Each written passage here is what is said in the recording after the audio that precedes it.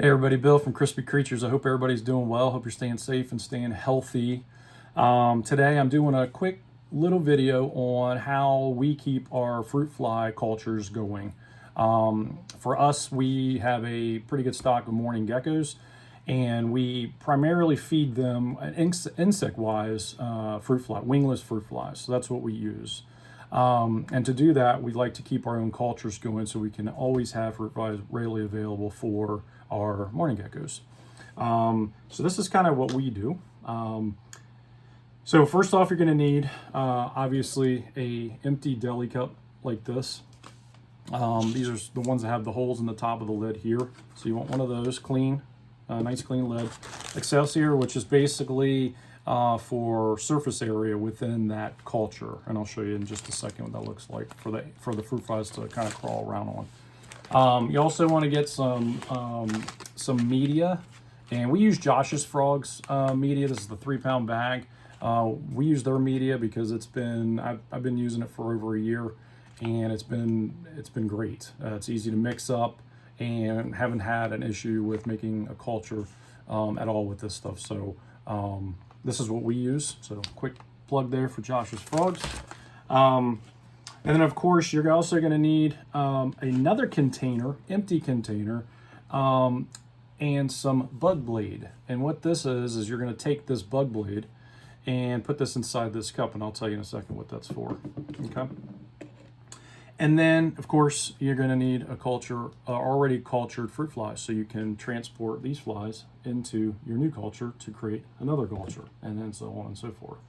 So let's start the process here. So you're going to take your empty container, okay, and you're going to put in 1/2 cup scoop of the media, the Josh's Frog media, or whatever media you use. Some people mix up their own based on ingredients and things that they have at their house.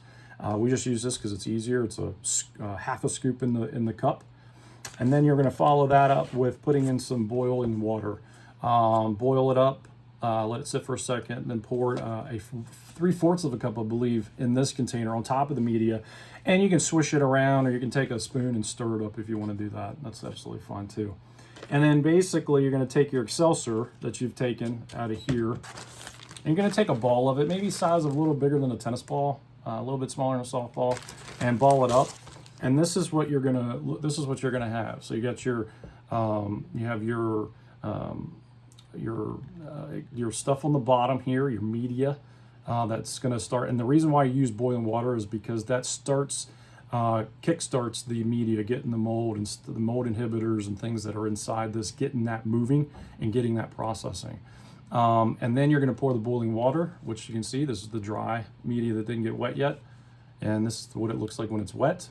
And then you're going to go ahead and take your ball of Excelsior that you took out of the bag, and you're going to stick it down in here like again. But this is, again, for surface area for the fruit flies that they can crawl in and out of, okay?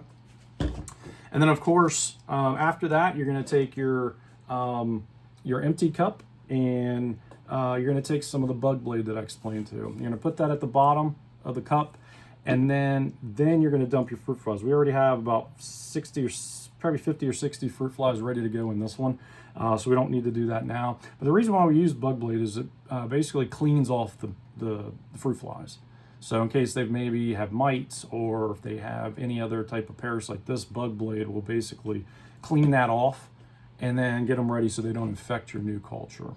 Okay, and then what you would do is you would just take the powder in here, the bug blade.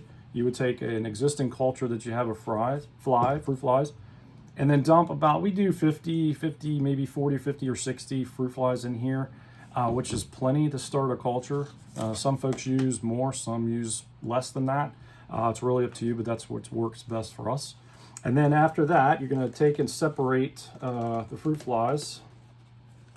I'll do this, this will take me a couple seconds just to get the fruit flies settled. So we'll let that settle there for a second. And basically what's important is I'm trying to separate the fruit flies from the actual media itself, or from the bug blade.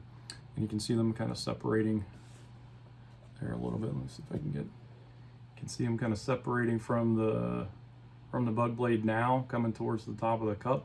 And the reason why you want to get them separated is because you don't want to pour the bug blade into your culture, because all you're doing is then infecting your culture, the new culture, with the old culture, which could have, again, like I said, mites and things like that in it. The bug blade should kill off most of that. And then once you get your fruit flies in a place where you can go ahead, all I do is you take it here and you go ahead and transport, again, just the fruit flies, not the actual media itself. You can transfer those in there just like that. And then once they're transferred, then you can put your lid on and then you're good to go. And then this will take about 11 to 12, maybe 13 days for it to get ready and for them to start laying eggs and creating additional fruit flies. And then this was what a already developed media. This is probably about a week and a half old already. And then as they get older, here's a older media, which you can see. This is kind of step 1 at the beginning. Step 2, which is about a week and a half old, and then this is about 2.5 weeks old roughly, which this one is about to be discarded because it's done as far as the fruit flies go. So that's what we do for culturing fruit flies for our morning geckos. It's a really easy process, especially if you have small lizards, if you have amphibians, frogs, etc. that eat fruit flies. This is a very simple process. The cost isn't very much either. To start up a culture, best thing to do is to find a vendor that has a cultures that are already made. Get your supplies and order a fruit fly culture that is already pre-made for you. And then they'll send that to you, and that way you can keep that going. And we've been doing this probably for about almost over a year. And I've only bought 2 cultures from Josh's Frogs. And we have basically produced our own fruit flies for over the last year. So as long as you keep up with them, cycle these things out. I usually make this one and then give it the 11 days or so for it to start processing, and then you'll see more fruit flies start to develop in here. And then after that, I'll give it another few days, and then I'll start to create another culture. So that way you always have one about a week out from its cycle period. So that way you don't end up with all dead ones, similar to this one, and then you have to reorder another culture again. Okay, so that's works best for us and has been working for the last year. So very pleased with what he's working out.